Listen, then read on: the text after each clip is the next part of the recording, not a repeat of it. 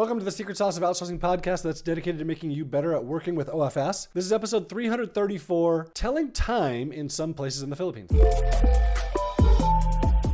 I've been talking to my son, Austin, who is on a mission in the Philippines for the Church of Jesus Christ of Latter-day Saints. He is a missionary assigned to a little island, Marinduque, and I learned something that I had no idea about. And it makes so many things make more sense. So he said, in Marinduque, they don't really strictly follow time. Yeah, they have clocks and they have watches, but the time of day doesn't really matter to them. They more schedule things based off of morning, noon, and night. If it's morning, it's time to go to work. If it's noon, it's time to eat and time to sleep, take a nap. And then if it's night, well, it's time to go to bed. So I got someone complaining to me recently that they had a bad interview with someone in the Philippines, and they had required this person to get up really early to be onto the US person's time schedule.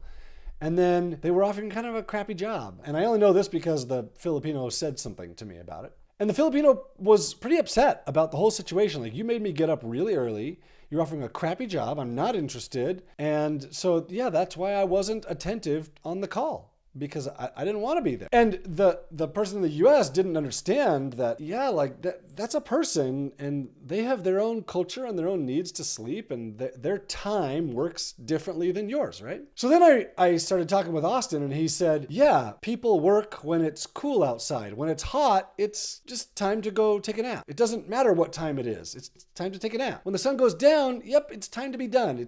Everything's done when the sun goes down. Doesn't matter if there could be more people out where you could make more money or you could still work. It doesn't matter. Sun's down, and that's the end of it. Now, obviously, it's not like this everywhere, but in rural places in the Philippines, it is. So I asked Julia about this, and I got some more interesting responses about timetables in the Philippines. Here's what she said. She said, this is more common in the more rural places and in sleepy towns in the Philippines. For example, my father-in-law's hometown in La Union, which is what we talked about in the last episode. She said, it's really small. You can hear the church bells and PA system wherever you are. We noticed that most people and some businesses base their schedules on the morning prayer, noontime prayer, early afternoon angelus, etc. Strict schedules don't make much sense when you're in a sleepy town. There's no need to rush. It makes more sense just to start working at sunrise, rest when it gets too hot, noontime, and stop working when it gets too dark. That's the same stuff my son said. She continues, another reason why schedules don't make sense is the public transport system here in the Philippines, specifically the jeepneys and tricycles. Now, if you haven't seen a jeepney and if you're watching this on YouTube, we'll put a picture of here's a picture of a jeepney. If you're just listening to this podcast though, you need to go search jeepney, Jeepney.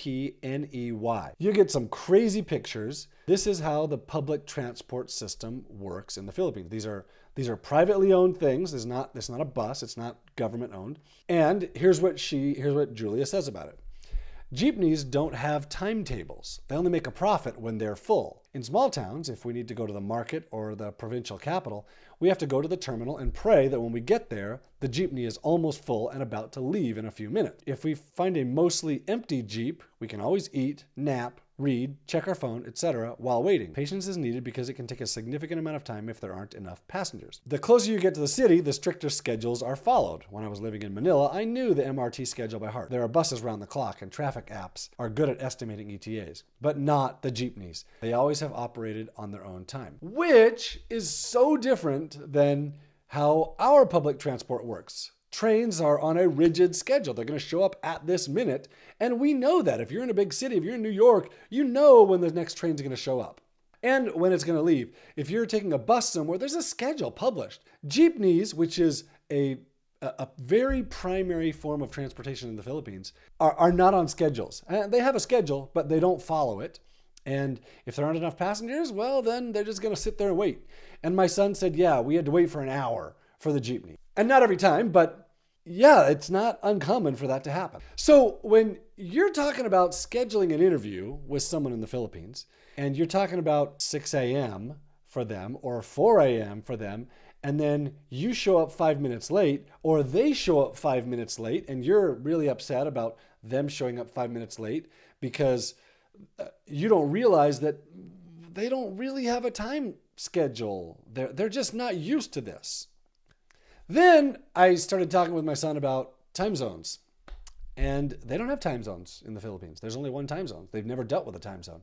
So when you try and schedule meetings with them, at least in the very beginning, man, this is hard for them. They don't know how time zones work. Not that they're dumb, they just have never had a reason to look at it. And so when they're trying to figure out your time zone and then they're off by an hour, well, that's frustrating for you and it's frustrating for them and is probably enough for them to say, yeah, I don't want to be embarrassed by this whole thing. And so I'm not going to do this. So hopefully this gives you a different perspective on time in the Philippines. Now, like Julia said, the closer you are to a big city, the closer time schedules are followed. People get strict with time. Also, the closer you get to the big city, the higher the wages. And so if you're looking for someone who is lower wage but similarly skilled, well, you may have to deal with some time issues where they don't follow time schedules exactly.